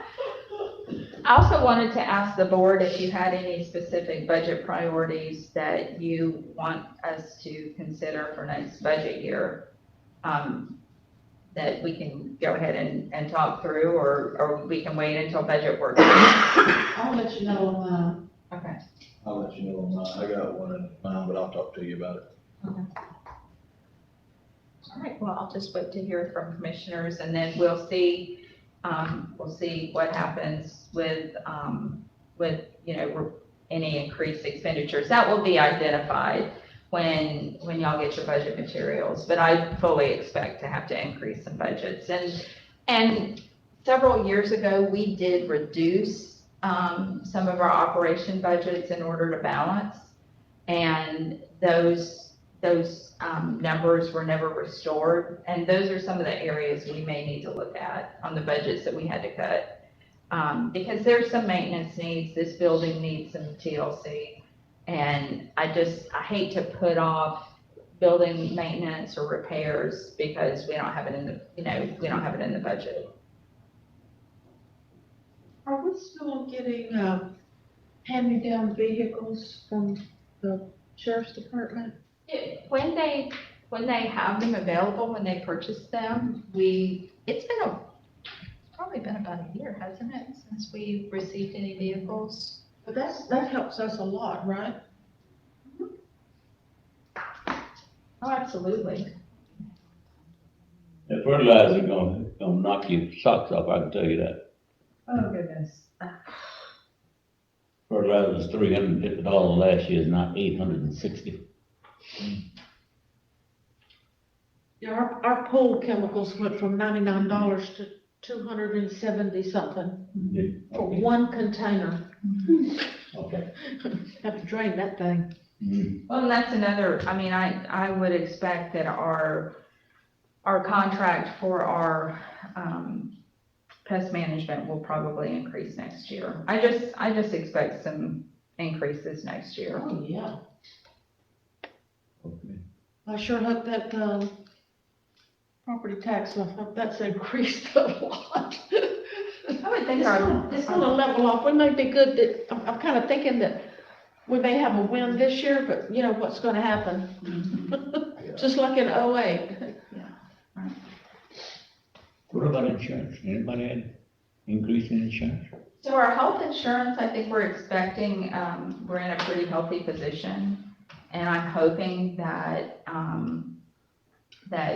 we'll get a good renewal for next year. That's where the indicators are. So. It's health insurance. What about your structures? Have you gotten anything for our property insurance? Is there an increase? 25%? No. Not that much? 7 or 8. I just haven't calculated it yet, but it's 7 or 8%. And that's not uncommon, is it? Yeah. Lawanda, if one of these employees over here that makes, $10.50 an hour, could they give up all their benefits and make $19.21 an hour? Do they have the option to do that, to drop their sick days and vacation days and insurance and get the money? They I can't don't believe believe so, because we have a board-approved, pay plan. And, I don't think it allows for that. So are you asking if they want to defer, say, health insurance? And they're a sick leave and vacation and they just want the $19 and something an hour. That would require a policy change. But it could be done. I mean, with the policy change, there would be nothing illegal about it. I mean, we can always get an opinion, and that's where we've had, that's where it's a little frustrating for me when we compare wages with other entities. And I understand that so many people right now are looking at what's in their paycheck when they take it home. Oh, yeah. And depending on the employee, they may or may not see the value in their health insurance. But we have incredible health insurance. But so it's hard to kind of balance that out when you're looking at that. The board's very generous with what they pay for dependent care. Some employees elect it and some don't. So, I think that is something that we would have to look at if they, because here's, say, just looking at health insurance, not talking about sick time or annual leave. If an employee said, you know what, I don't want health insurance, I just want the cash, then part of our, what we want to do is to protect our workforce by giving them insurance and making sure that they have access to medical care. And it's something that, you know, that they can take their health insurance and use it and get well cared, go to the doctor when they're sick, and hopefully stay healthy. Well, see, I'm just, you know. I know, we're just brainstorming. We would have it there, it's there for them. Mhm. But if they said, hey, I understand all that, but I need this cash because my rent went up and I can't hardly buy groceries. And so I understand, I'm glad it's there. I wish I could afford to have it, but I need the money. I haven't seen that choice in entities. Now, what I have seen is if people want to, you know, have a different level of coverage. So say they don't want the Cadillac, you know, health insurance. They want, you know, a Ford model, and that gives them more exposure. You know, that normally it's not that you get more money in your paycheck. It's normally that everyone gets the Ford version, and if you want the Cadillac, you pay extra for it. So I can reach out to other entities, but I don't think that, I haven't necessarily seen that. Don't waste your time on that. I mean, if it came up, but you know, I think that if I was, you know, in that situation and I needed that money, then I would feel like it should be my option. If I don't want the insurance because I need the money, then I should have that option, and thank you very much for offering it.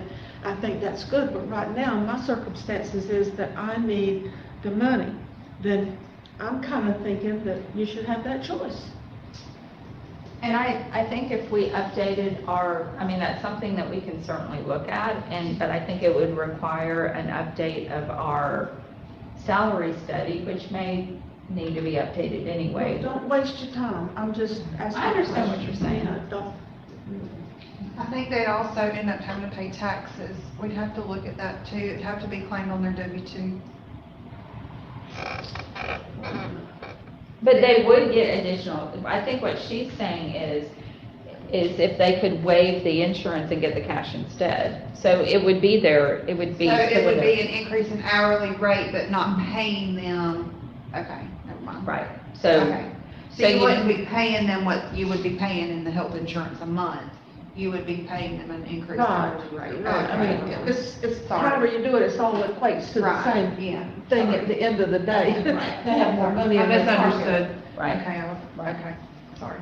I think we had that with, that might have been the case with an administrator one time that opted out of the benefits. You're absolutely right. So he could get more pay. And so we did it for him. But I think the difference with that is that, because that's a contractual employee, that maybe you're not under the same restrictions that you would for our regular, you know, employees. But I understand. Because, you know, like even if one of our employees has a spouse, that has a better insurance plan, and they don't, I mean, they should be able to not have, I mean, we should let them go on somebody else's plan and drop them off of ours, but then would you increase their salary to make up for that? I think, so what I've seen in other entities is if somebody made that choice, then what they received was a different type of benefit. So not necessarily a salary increase, but their benefit may be, say, a couple of thousand, whatever the number is, and a flexible savings account. And they would be given a loaded FSA card for X number of dollars, and that would be to replace their health insurance benefit. So I have seen that type of option if they wish to waive off the plan. And it's hard to make it equitable because the board, again, is so generous. So when you look at what the board pays, if you just want to compare one employee against the other, say employee A has family health, and so that is that's a significant benefit. But then this employee over here who makes the same hourly rate, they have employee-only coverage. That's where I trip up sometimes on that difference in their benefits.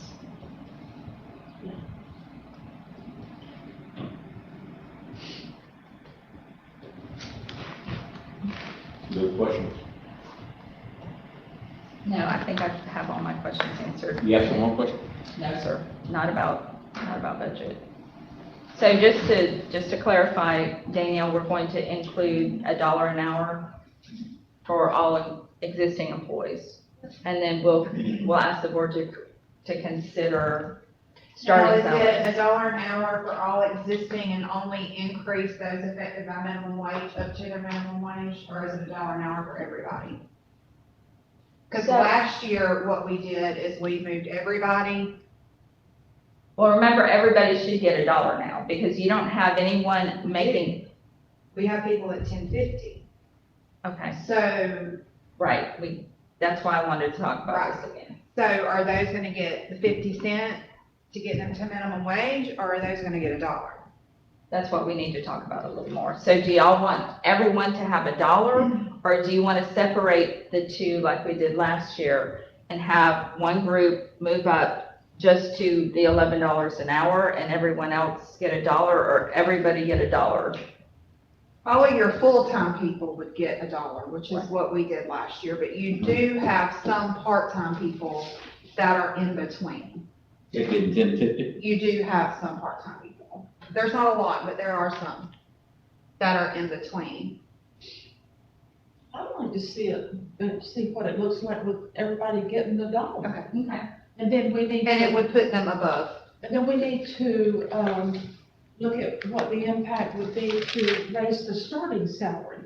Okay, so we'll just do it in two separate, sure. Because I mean, clearly, I understand, believe me. My only concern is revenue, and some of this, no pressure on the board, but some of the decisions need to be made part and parcel with what you decide to do with solid waste assessment, what our revenues look like in road and bridge, because that's always, Danielle, an issue as far as our road and bridge. Secondary offsets the shortage in road and bridge. Right. So we typically have a shortage in road and bridge, so the more that's offset by secondary roads, then the smaller amount that the board has available for projects, correct? So it's like pulling levers. So you kind of plug one hole and then, but that's why we've been so cautious with some of the salaries. Not doom and gloom, is it? No, sir. Okay. No, we'll work through it. We always do. Any more discussion? So one more, what is that? Broadband draft local technology planning team report. So this is so I would say this report is, like 90% complete at this point. So our report to the DEO Office of Broadband is due Friday. And I just wanted the board to have an opportunity to see the draft report. We will make some changes between now and then, but, I wanted the board to look at it. I'll run it by the local technology planning team, and then we'll submit to the state on Friday. This report has an executive summary. It has the results from our SWOT analysis by sector. It has the speed test map that overlays the ownership in Taylor County. I think it's a very concise report. We're going to include information about digital literacy, again, our SWOT analysis by sector, and then our community survey, our business survey, and sorry, I lost my place. And then our planning inventory, which just basically takes an inventory of physical facilities and community resources. This has been an interesting project to work on. We only had a few months to work on this. I'm very grateful for our partners in the local technology planning team and DEO who partnered with us. TCDA helped by taking an ad in the newspaper to, basically, we just wanted to identify our unserved and underserved areas. And the map is very telling. I heard, I don't think all the rules have been written for funding, but I heard that we may possibly receive additional grant points for having a local technology planning team. So we just want to make sure that we can submit the most robust report that we can. I'm not exactly sure what DEO will do with this report, but as far as I'm concerned, we were given a task. It was something that Florida Association of Counties, and if you'll recall, Small County Coalition strongly advised us to participate in. And we've been working on this since we started the process in November with asking the board to approve a resolution. And I would say since January, we've been working hard to gather this data. So I just wanted y'all to have a look at it so you know what we're submitting to the state.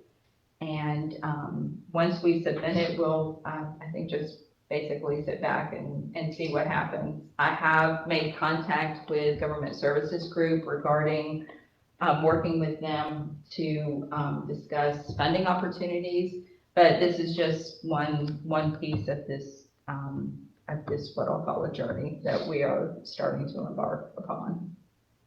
So if y'all see anything or have seen anything in the report that you have questions about, or we haven't quite worked out the layout of it, but really that's just for y'all's information to see what we've been working on. Any questions? We will look at it, and I did look through it. Mm-hmm. And I was up there in Madison the other day when they was up there giving out those. How did you enjoy that? Was it informative enough for you? Oh, no, I had many more questions.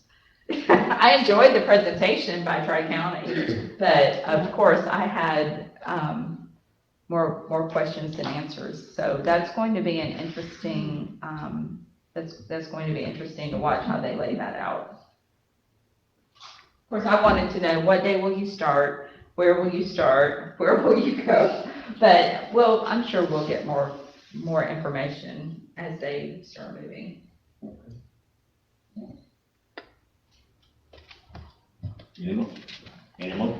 Well, I don't want you to have a heart attack, but. I wish Jim was here tonight.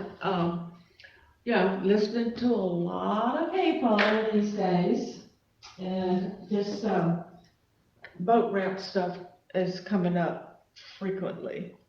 And, some of the things that I'm hearing is that we need to go back and, when we first started this process with the BPO recovery money and all those pots of money, we went into that long drawn out thing about acquiring more boat ramps, and then, Right. We sort of dropped that except for Spring Warrior. Right. And then we decided that, one of the things we would look at would be bypasses around Keaton Beach and Steinhatchee.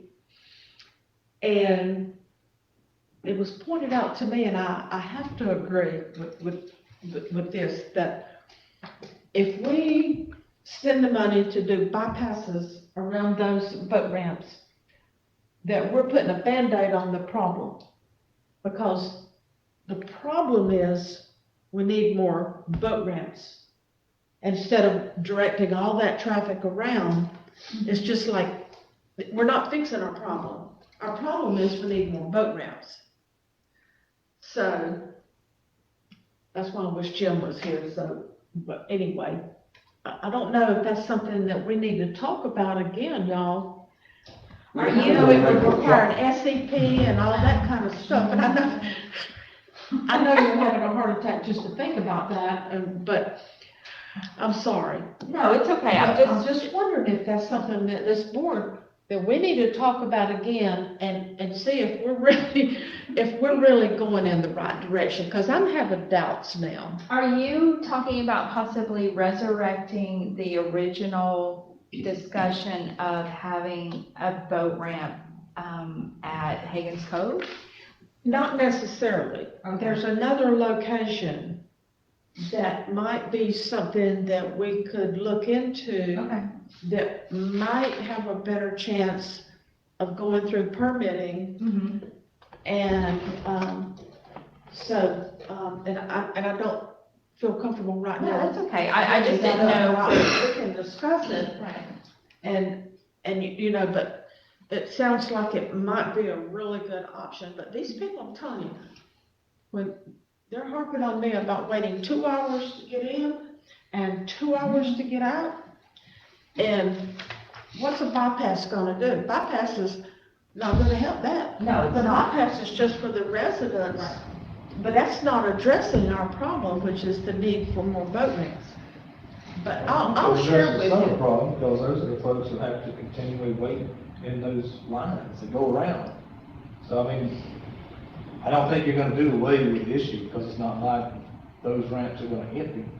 You might move some of those folks, but you're still gonna have traffic Well, do issues. you think we need more boat ramps? I don't think it would hurt to have that, but I think it also help to address the problems that are existing with the ramps we have. I don't know that the bypass is really gonna address our real problem if we. Well, I think now, if you'll recall that if I'm not mistaken, we submitted a grant application just for the feasibility studies. So, for the bypass, so not for the construction. So we do have, we may have funding available for the construction of another ramp. And I will actually have to look at our SEP and see what we have. This boat ramp would not be in the same vicinity. It's another place, and I think it's a really excellent maybe choice to look at. So that would take some of that away. You know, and if you take more away from the existing boat ramps, you might need a bypass and you might not. Right. But certainly moving these, a lot of them over would help. You're just talking spread the people out a little more. Huh? You're just talking spread the people out a little more. Yeah, exactly.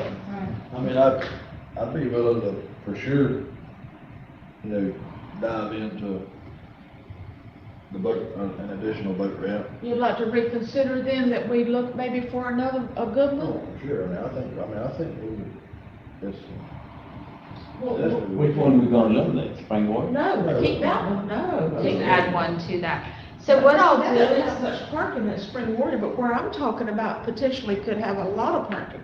I'll check our SCP and see where we are with the projects we've submitted to see if we even need to do an SCP amendment, because that can be a laborious It takes a long time. Right, and then it takes so long for, the grant applications are taking about a year to get approved.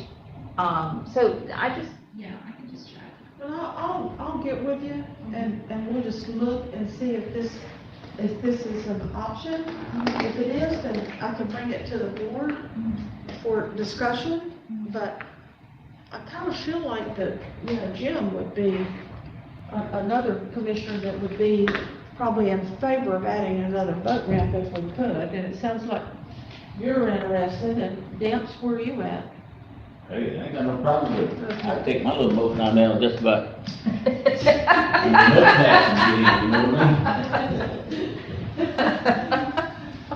But if Anyway, I I got just- lost, I want some boat ramps out there so we can find me. I just wanna kind of crack that door open a little bit and Yeah, we can See if certainly that's look at something it. that we can pursue. I don't, hey, you may find that, you may find that we don't need to bypass people spread, I don't know, but I'd be willing to look at, you know, Well, here's what I would say, even if the traffic is not increased, or, you know, unless it's decreased substantially, you might still want to consider, again, well, I mean, I think these applications are for the feasibility studies, but you may want to consider, just because of natural growth in those areas, you may still need a bypass. yeah, I'm not throwing the bypass out the door for sure. Right. Don't get me wrong, it does have its, If you look at that location, Stinghatchee, where the boat ramp is, and the growth is there, That's, now that one there. you can do a feasibility study all you want to, but it's pretty Out self-explanatory. to that Stinghatchee location is an issue, and I'm not sure about the Key Beach, there's a lot of wait time involved there, but Stinghatchee, I definitely have. The request says that one or the other, it's not a done deal for both of those, if the study shows one's not necessary. If I understood the language to be correct. it's If feasibility. you look at all the volumes of traffic that's there at Stinghatchee, you know, that doesn't mean you can't have another boat ramp, that's not what I'm saying. It just would, something you would have to take into consideration is construction cost. And if you wish to use your Restore Act funds for construction of a bypass, and that could get, And that's why, if we look at possibly this if it would work out, how much would that cost? And then would there be, how much money would be left for the bypass? You know, I'm thinking that this would relieve Keaton Beach maybe more than Stinghatchee, in terms of another boat ramp. But, you know, I wouldn't wait 2 hours to get in, and then after you've been out there, you wait 2 hours to get out. That's why we bought a house, because we didn't want to do that, but unfortunately, I think what happens too is people may travel from, you know, another state or another, Oh, yeah. especially during scallop season, and by the time you get there, you're not gonna turn around and go back to Central Florida or Georgia or maybe even Gainesville. It's like, well, now we're here, we might as well. It's kind of like going to Disney, and you see all the people in the lines, and it's like, well, it's too late, we got the kids in the car, and they know we're going to Disney, so now we're stuck. So, we'll just, you know, Yeah, we'll look at see what can, if anything can be done, then if so, I'll bring it back and we'll discuss the details and just see, you know, but I'm hearing that a lot, and, you know, you have to listen to what people are telling you. I know that's right. They will tell you something too. Yeah, so, anyway, that's all I've got. Mr. Chairperson, so Sonny Bishop has been on the call this whole time. Can we unmute him just to see? Who's that? Sonny Bishop. Okay. Oh, wow.